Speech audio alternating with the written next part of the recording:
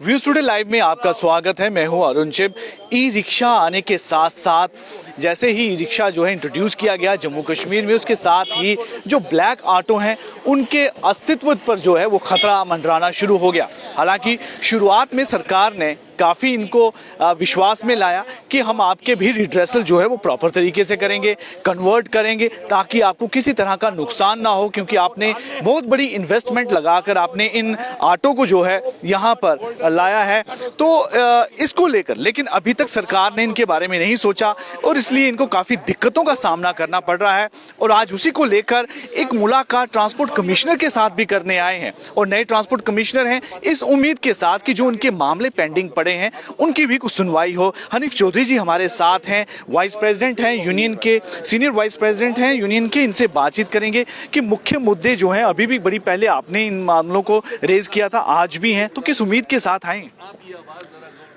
हमारे transport commissioner साहब नए आए हैं तो इनका कुछ नाम सुना है हमने, जिन डिस्ट्रिक्ट्स में ये रह के आए हैं, तो हम उन उम्मीदों को लेकर आए हैं कि हो सकता है इनको हमारी बात समझ आ जाए। और समझ आने का मतलब ये है कि हमारी परेशानियां जो हैं वो इनको समझ आ जाएं कि हम किस किस किस्म की परेशानियों को फेस कर रहे हैं। हमारी गाड़ी के 10 पेपर हैं, 10 पेपर का रेवेन्यू हम देते हैं और ईयरली 10 पेपर का रेवेन्यू देते हैं। और हमारी गाड़ी जो है वो उस वक्त काम किया है, हमारी गाड़ी ने कोरोना काल में हमारी ब्लैक ऑटो इंडस्ट्री ने काम किया और फ्री काम किया हुआ है इस वक्त।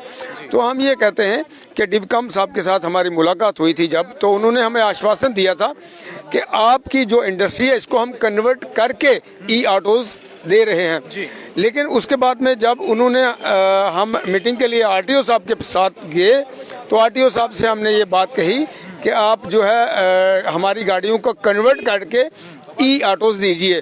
तो आरटीओ साहब ने कहा था, जवाब में ये कहा था आरटीओ साहब ने कि आपकी गाड़ियां जो है ये आप अपनी फरियाद नितिन गडकरी साहब को सुनाइए, हम आपकी फरियाद सुनने के लिए यहाँ तो ये जो जवाब है ये किस तरह का जवाब आपको लगा? एक इररिस्पॉन्सिबल जवाब लगा अगर सरकार की तरफ से जो उनके यहाँ अफसर लोग बैठे?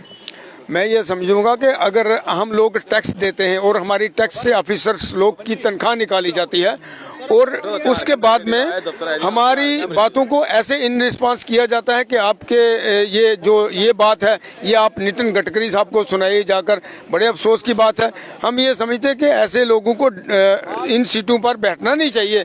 जब अगर नितिन गडकरी साहब के पास ही हमें जाना पड़ेगा तो इन लोगों का यहाँ क्या काम है? तो इस तरह से जो और आपके मुद्दे हैं कि कन्वर्जन करना और एक आपकी इतनी इन्वेस्टमेंट लगी हुई है, वहाँ पर उल्टा अब जम्मू कश्मीर में बहुत ज़्यादा ट्रैफिक हो चुकी है, उसको भी देखकर काफ़ी देख रहे हैं कि बहुत ज़्यादा ई रिक्शा भी आ गए हैं, क्या कहेंगे? छोटा सा जम्मू शहर है, छोटा सा शहर है हमारा, तो इसमें 2-3-4 हज़ार गाड़ियों की कैपेसिटी टोटल होती है।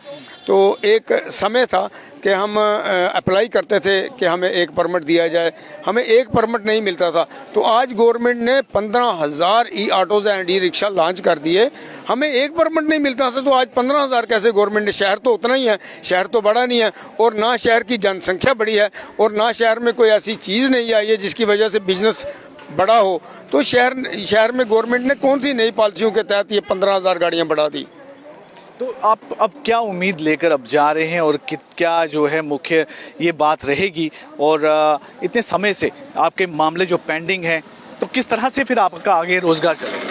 हमारी गाड़ियों की जो बैंक केस गाड़ियां हैं हमारी किस्तें ड्यू चल रही हैं, जो प्राइवेट फाइनेंस हैं वो भी हमारी ड्यू चल रही हैं। और इवन हालात ऐसे हैं कि हमारे बच्चों की स्कूलों की फीसिस जो है कॉलेजेस वगैरह में जो पढ़ते हैं उनके खर्चे बंद हो चुके हैं।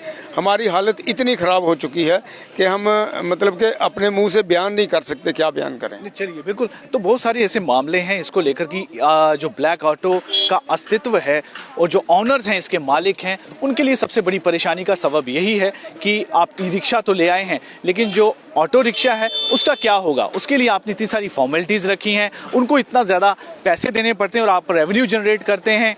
और लेकिन कन्वर्जन की बात कही थी कि आपको कन्वर्ट कर दिया जाएगा ई रिक्शा में और आपको सब्सिडी कुछ बेनिफिट्स दिए जाएंगे, लेकिन उस पर भी किसी तरह का कोई काम फिलहाल सरकार ने किया नहीं और उसी को लेकर लगातार ये स्ट्रगल कर रहे हैं कि जो इनके मामले हैं उनकी सुनवाई जो है वो ट्रांसपोर्ट कमिश्नर इसको लेकर करें तो शायद इनका भी जो रोजगार है वो बच पाए।